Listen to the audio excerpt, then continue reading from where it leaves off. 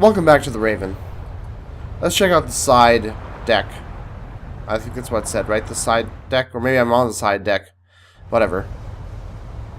No, I think this is the side deck. Anything here at all? No.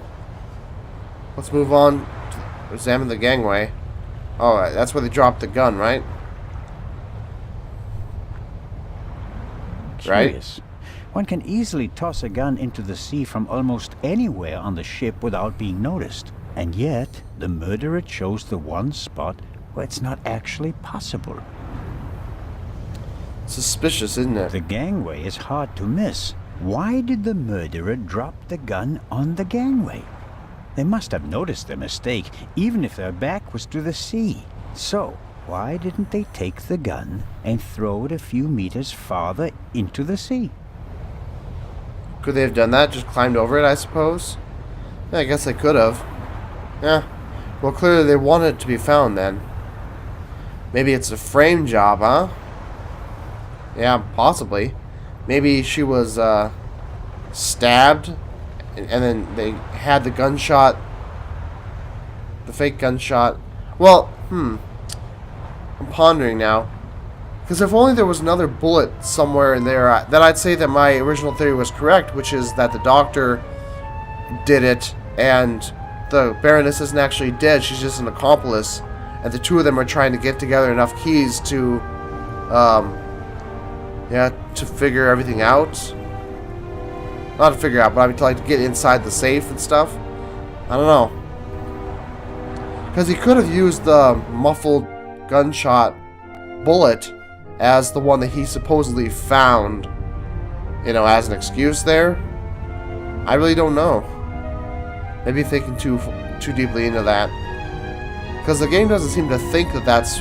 Well, the game isn't suggesting that that's what happened. It's not directly. But, I mean, that could, of course, be intentional, that it's not pointing towards the actual thing. It's trying to make it a twist. Who knows? I'm probably just thinking too hard about it. Matt is keeping himself busy with that strange game. He seems to be okay again, but I think he'd be running around all over the place if he'd really come to terms with what happened on the train. Hey, stop knocking that thing through my feet. Hello there, partner. Hi. Are you all right? Uh-huh. He said, not uh-huh. Come on, get the subtitles right. Have you recovered from our adventure? Mr. Zellner. What's going on? What do you mean? Everybody's acting so strange, and there's tape across that door. I saw that in a movie once. You don't have to be worried. Is it about the man from the train? It might be about the thief, yes. Haven't you caught him yet? I'm working on it. Okay. You see, kid, we're very bad at our job, or rather, we're just unwilling to take necessary steps to figure out what we need to figure out, and we're just a little passive. So, give us time. A lot of time, and some hints now and then, and we'll do it. I heard you and your mom used to argue a lot. We did. Everything was bad. The house, school, the other kids. We didn't have much money, and I was always alone. You do know that your mother would love to have been with you, don't you? She had to go out to work to earn money. She wouldn't have had to, if Dad were still around. And how do you get along with her now? I'm always happy when we do something together on vacation. She has more time for me now, and I like my boarding school. I have lots of friends, and the teachers aren't so bad. Alright, that's just great. I totally zoned out on pretty much everything you said there, because I just don't care. Your mother and Professor Lucien seem to be on very good terms with each other. Don't you like him? Don't know. He seems to be very nice. I guess. Seems like kind of a sissy to me. Lady Westmacott is all by herself in the saloon. Maybe you'd like to visit her later. Sure. The lady tells exciting stories. I know. She's my favorite writer. She told me that it's not much fun to write detective novels. She'd rather write something else, but her fans always want the same thing. They made her rich and famous. I told her to write what she wants to write. If it's good, someone will buy it. And if not, at least she had fun writing it. Then she smiled and nodded. She said it was a good idea. That's actually some good wisdom from the fat, ugly ginger kid. What are you playing there? I'm playing shuffleboard. At least I'm trying to. Never played it before. It's easy. Professor Lucian explained it to me.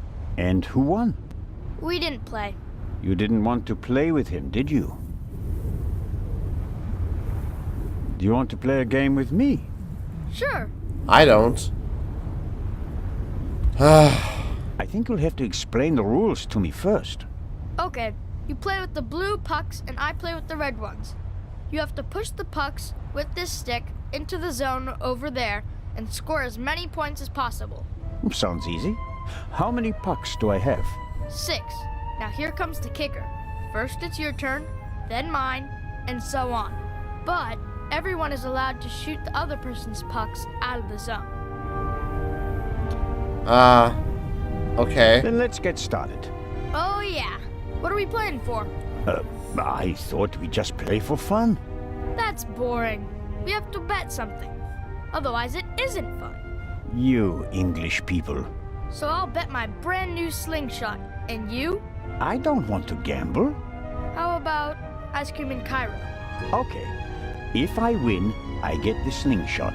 If I lose, I get an ice cream in Cairo. Hey! Never try to cheat Matt Miller. So, what do you say? Ice cream versus slingshot? All right. Let the games begin. I'm gonna suck so hard at this. So how do I even... Alright.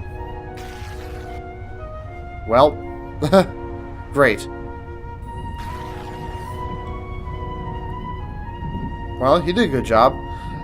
Don't you like how these kind of fuzzy numbers are over here? It looks like they tried to like overlay some textures or something, and it just turned out like a blurry mess. It's kind of disgusting. So, do I want to always get it to the 10 mark? Or what?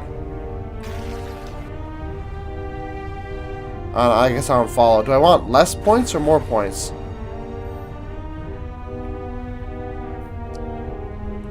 Okay. I feel like I'm not fully understanding this game.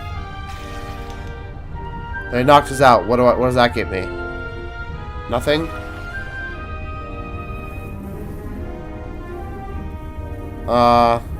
Okay. God damn it. I could probably keep playing for more ice cream, or for, the bet again and again and again, I assume. At least I hope so, because I don't know what the hell I'm doing. Why isn't he getting more points? So I knocked us both down to 0 now? Or just him? Why am I not on 0? Why do I still have 10 and he has 0? I don't follow. God damn it. It's hard to aim with this. So does he get 20 now? Oh, that's bullshit. Rats. Haha, I win. That's one ice cream for me. Fuck You've you. been practicing. Try it again. Off camera this time. This time I'll win. Nah, I doubt that. I'll be back.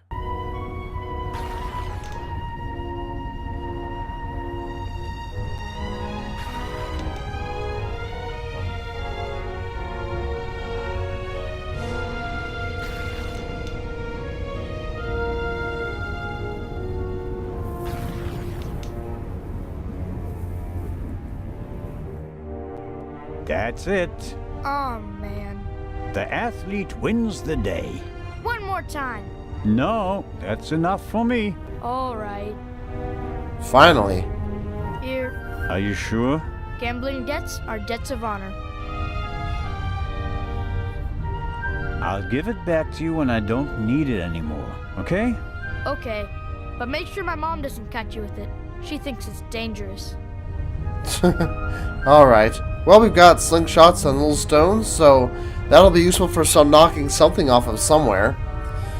Well, it's a good thing the kid has a little more honor than I do, because I just kept playing over and over and over again. It took me like 6 tries or something. It's only when I stopped trying to knock his out. It's only when I stopped trying to knock his out of the rink that I started doing better. Well, Miss Miller and the professor are talking intensely. She seems pretty relaxed, by her standards. Uh-oh. Matt's gonna have to see his mom get jumped by this guy. That's gonna suck. Miss Miller and the professor are Okay, so there are 2 links for the examine, and now 2 links for the talk, which is kind of weird.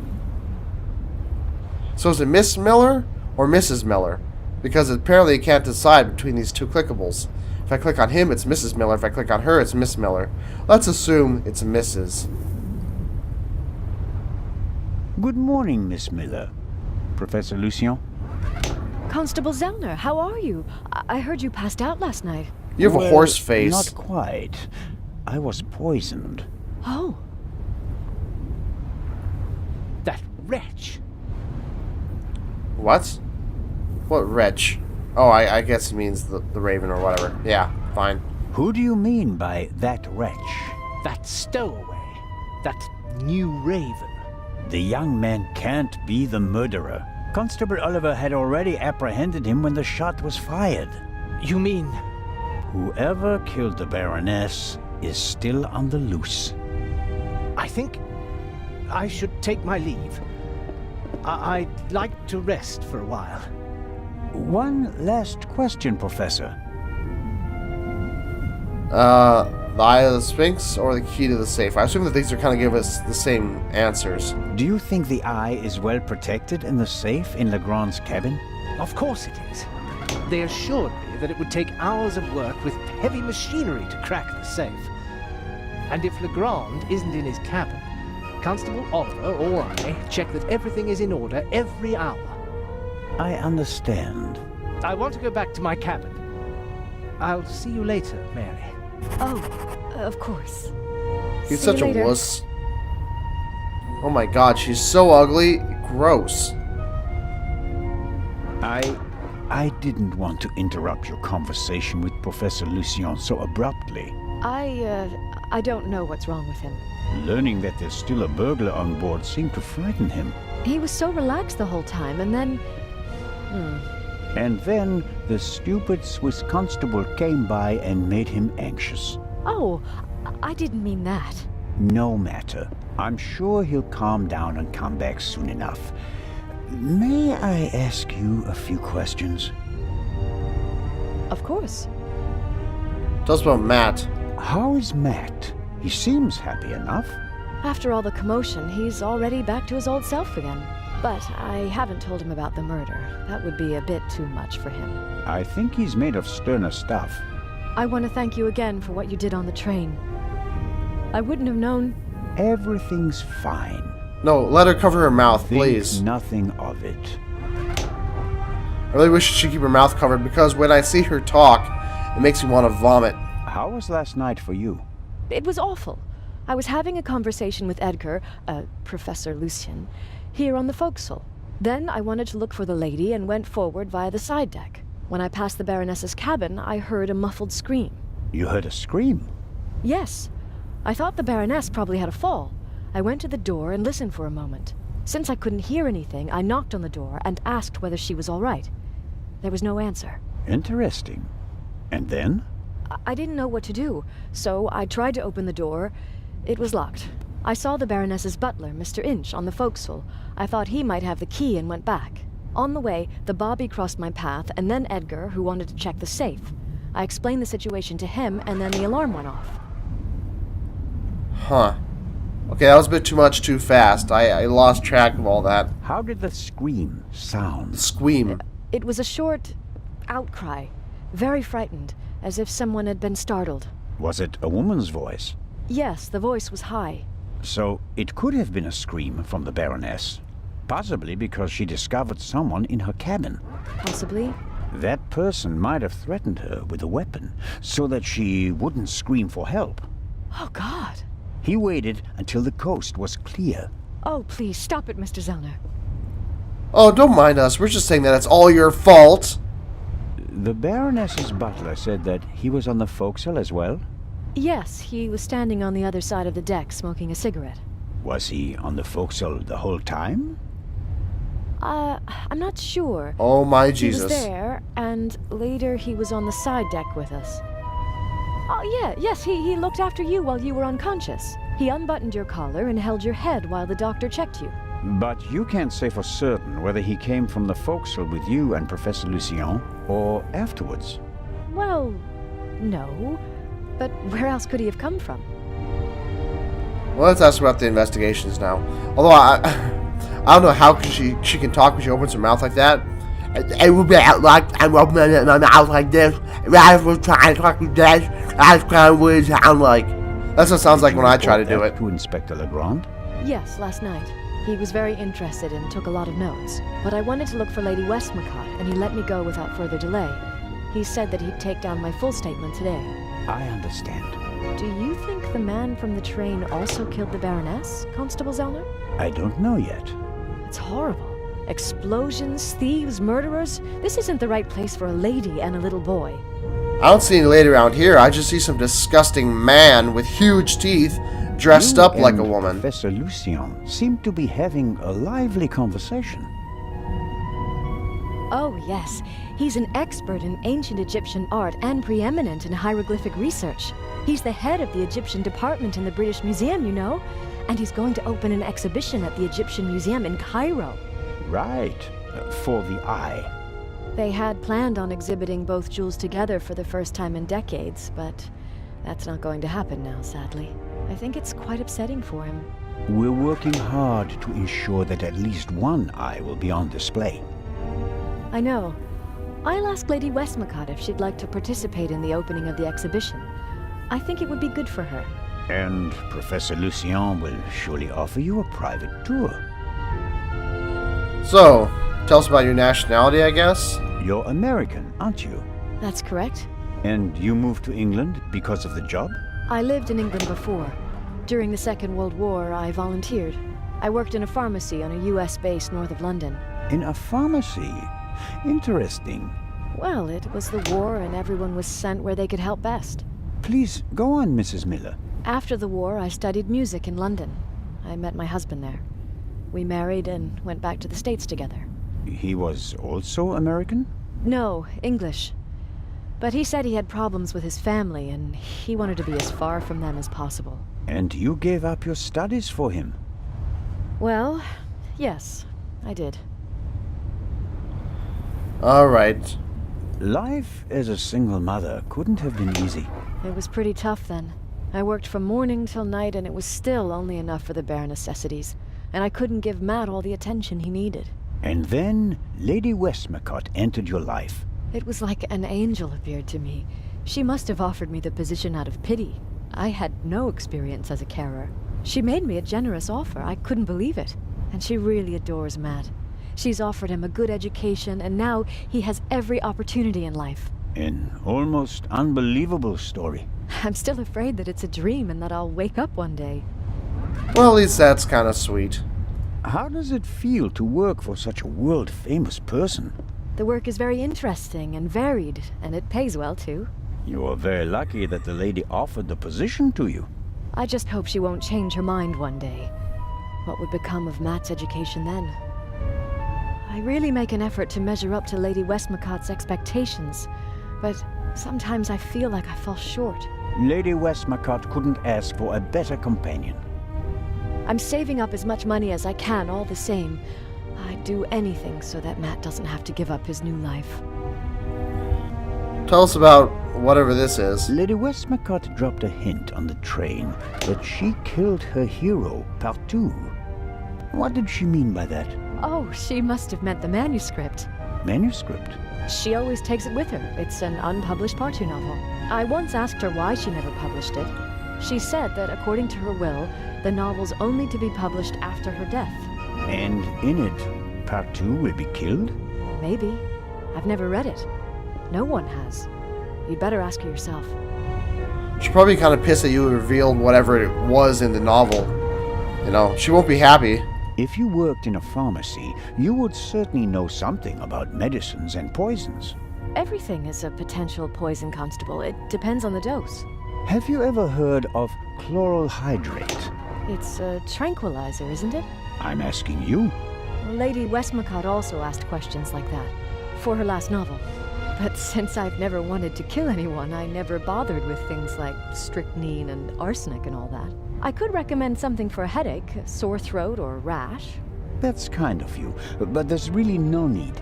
I'll be seeing you, Miss Miller. Constable?